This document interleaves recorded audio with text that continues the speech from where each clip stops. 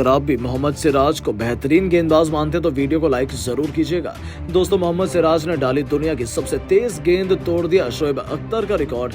जी हां दोस्तों, बिल्कुल सही सुना आपने। वेस्टइंडीज के खिलाफ दूसरे टेस्ट के तीसरे दिन मोहम्मद सिराज ने खौफनाक गेंदबाजी करते हुए सबसे तेज गेंद डाल दी। इस दौरान उन्होंने शोएब अख्तर का बड़ा रिकॉर्ड तोड़ दिया है। तो आखिरकार मोहम्मद सिराज ने किस बल्लेबाज के खिलाफ सबसे तेज गेंद डाली है और शोएब अख्तर का कौन सा बड़ा रिकॉर्ड तोड़ दिया, ये तो आपको बताएंगे। तो जानने के लिए वीडियो को पूरा एंड तक जरूर देखिएगा।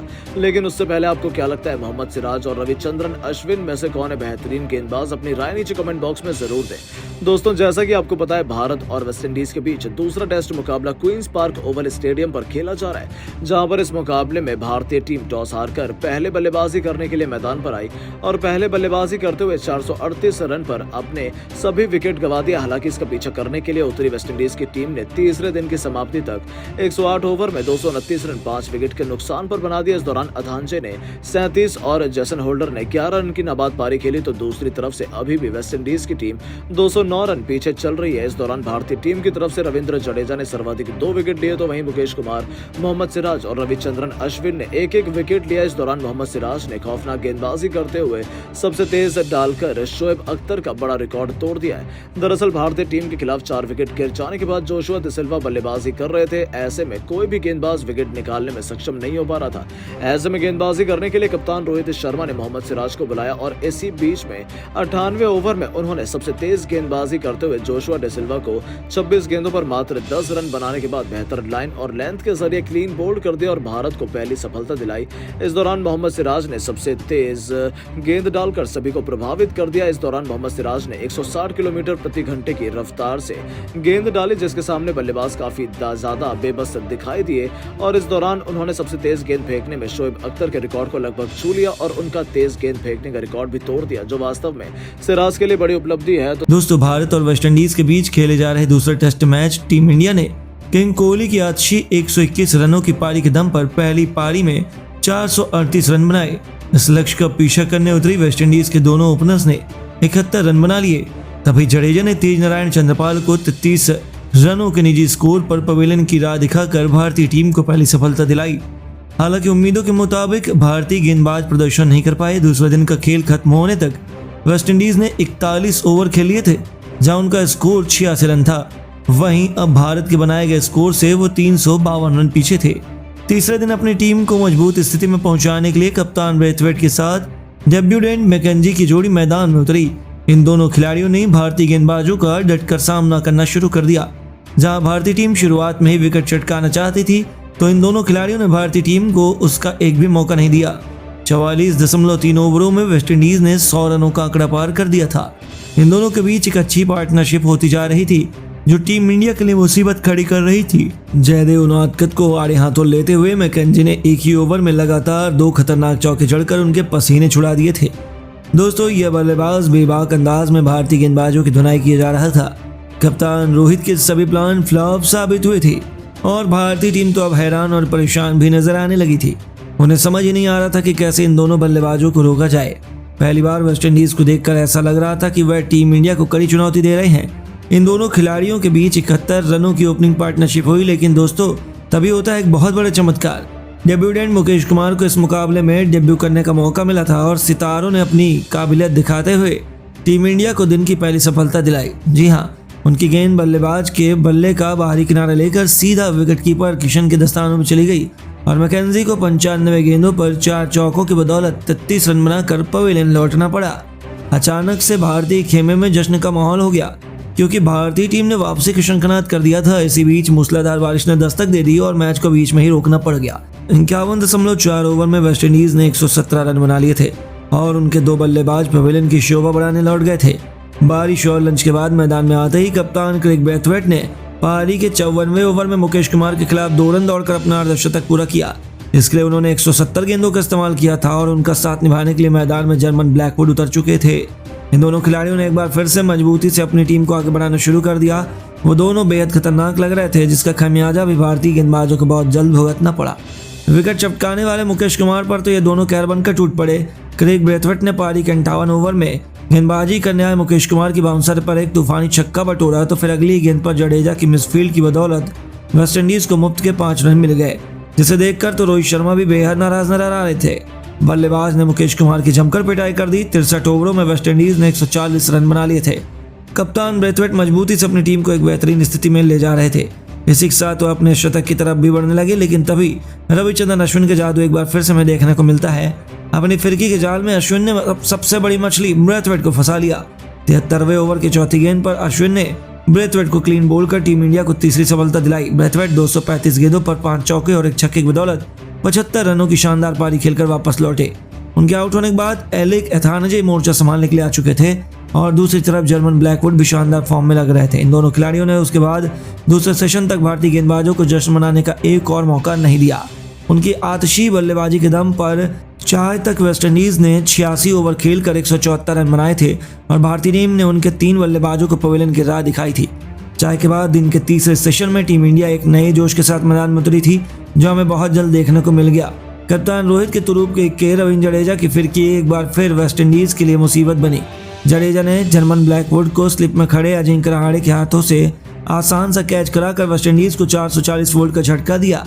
यह बल्लेबाज 20 रन बनाकर वापस लौटा, जिसके लिए उन्होंने 92 गेंदों का इस्तेमाल किया।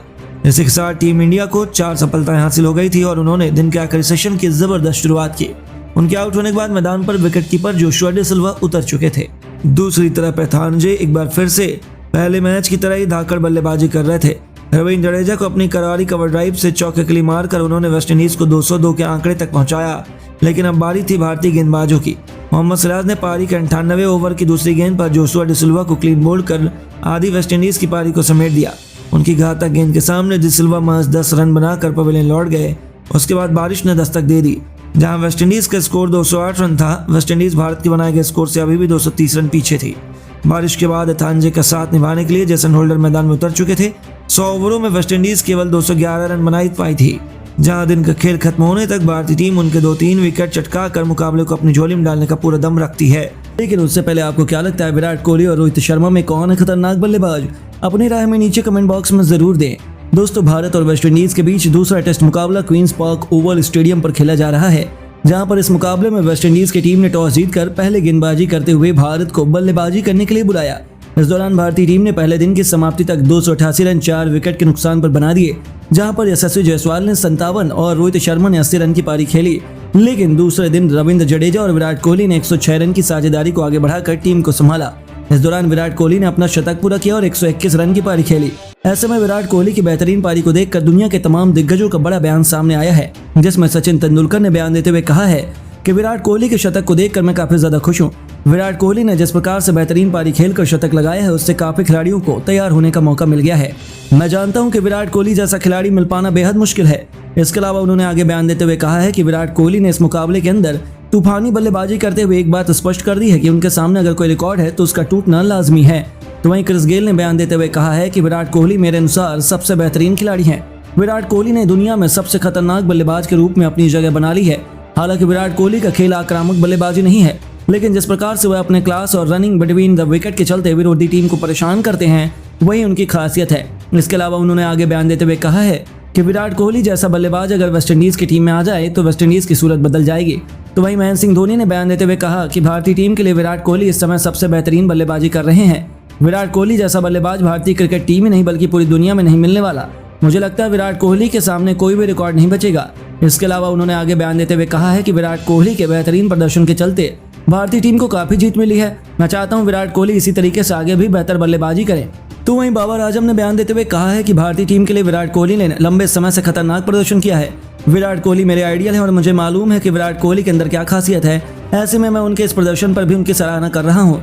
इसके अलावा उन्होंने आगे बयान देते हुए कहा है कि मैं चाहता हूँ कि विराट कोहली इसी तरीके से भारतीय टीम की शतक लगाएं और विरोधी टीम को नेस्तनाबूद कराने वाले युवा खिलाड़ियों के लिए उदाहरण सेट कर दें। विराट, रोहित और जडेजा में कौन सबसे बड़ा मैच विनर है? हमें अपने जवाब कमेंट में जरूर बताइए। दोस्तों, भारत और वेस्टइंडीज के बीच क्वींस पार्क ओवल में खेले जा रहे दूसरे टेस्ट मैच में रोमांच ने अपनी सारी हदों को पार कर दिया है। जहां वेस्टइंडीज का आत्मसम्मान दांव पर लगा हुआ था, तो वहीं टीम इंडिया ने एक बार फिर बताया कि आखिर क्यों वो दुनिया की सबसे घातक टीम है। पहले रोहित ने 80 रनों की पारी खेलकर उनके गेंदबाजों को जमकर धोया। यशस्वी जायसवाल ने भी तूफान तूफानी अर्धशतक पूरा किया। उन दोनों के बीच 122 रनों की शतकीय पार्टनरशिप ने भारतीय टीम को धाकर शुरुआत दिलाई। हालांकि उसके बाद वेस्टइंडीज ने भी वापसी का शंखनाद किया और उन्होंने एक के बाद एक यशस्वी तो फिर गिल और कप्तान रोहित शर्मा को भी पवेलियन की राह दिखाए। यहाँ तक कि रहाणे भी कुछ नहीं कर सके। जब ऐसा लगा था कि भारतीय टीम मुसीबतों के दलदल में फंस चुकी है, तब टीम इंडिया की बैकबोन किंग कोहली ने एक बार फिर हमारी लाज बचाई। जी हाँ दोस्तों, जब विराट कोहली ने मोर्चा संभाला तब गेंदबाजों की शामत ही आ गई थी। पहले दिन का खेल खत्म होने तक उन्होंने रविंद्र जडेजा के साथ मिलकर शतकीय पार्टनरशिप निभाई थी, तो जाने से पहले उन्होंने दिन का खेल खत्म होने तक 8 बेहतरीन चौके की बदौलत 87 रनों की आतिशी पारी खेले, जिसके दम पर टीम इंडिया 84 ओवरों में 288 रन बनाए थे। रविंद्र जडेजा 36 रन बनाकर उनका बखूबी साथ निभा रहे थे, जिसे देखकर ही अंदाजा हो गया था कि दूसरे दिन वेस्टइंडीज की शामत आने वाली है और ऐसा ही कुछ नजारा हमें देखने को मिला। हालांकि इन दोनों खिलाड़ियों ने ज्यादा आक्रामक शुरुआत नहीं की। दोनों सूझबूझकर अपनी पारी को आगे बढ़ा रहे थे, क्योंकि बीच से गेंदबाजों को अच्छी खासी मदद मिल रही थी। वहीं विराट भी अपने शतक के बेहद करीब थे। देखते ही देखते इन दोनों खिलाड़ियों ने कब टीम इंडिया को 300 रनों के पार पहुंचा दिया, पता ही नहीं चला।